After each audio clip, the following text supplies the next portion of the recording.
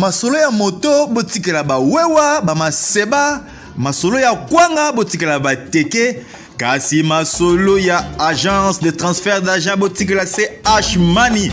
Ndeko papa, ndeko mama, yo oyo ozwami na mikili ya poto, olingi otindela famille na yo mbongo na Kinshasa, CH Money, agence de transfert d'argent ezawana pona ko servir bino.